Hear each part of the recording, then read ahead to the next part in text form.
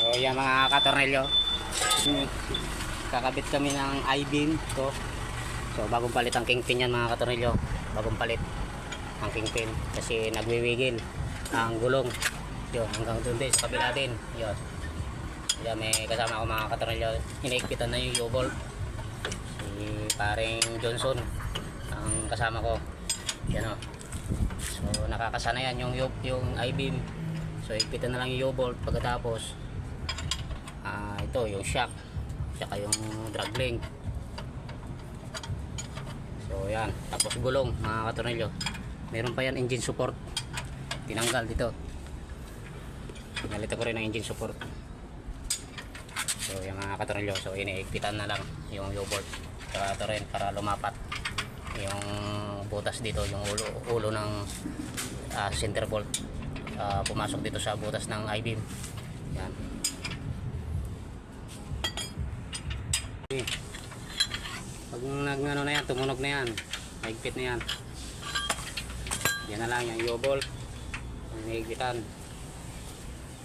Sunod dyan ito Pitman arms, kakabit ang drag link dito, yun yung sa manubila. Ito na yung dulo nyan, ito ang dulo nyan, drag link, kakabit siya sa gearbox, papunta yan dito.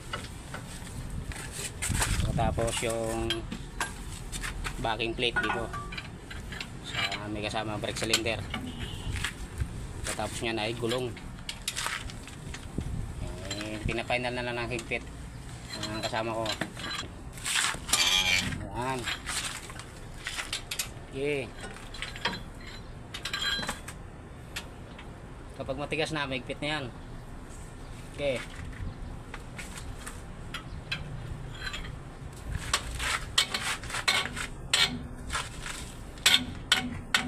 Stop, higpit na yan. Okay, tatlo na lang. Okay yan. Sunod dyan, ayan o. So, pakabit na to.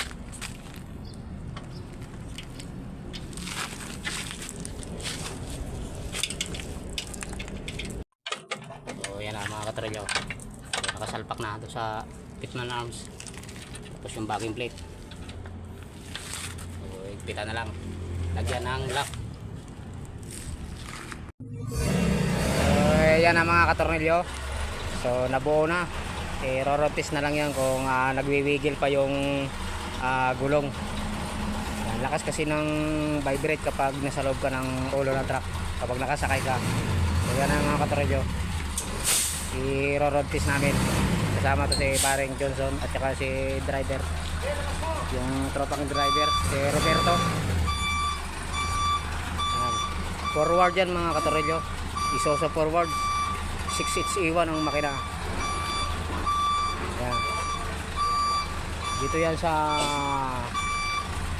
kumpanya, sa paggawaan ng apa ng ice cream. Yan ang mga truck nila, maliliit, mula sa 10 wheeler hanggang elf canter, mayroon pa silang L3 FB.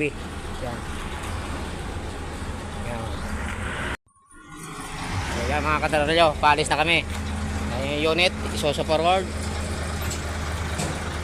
So kakatapos lang ng magkabit ng I-beam at mga gulong at engine support. Yan, buo na siya.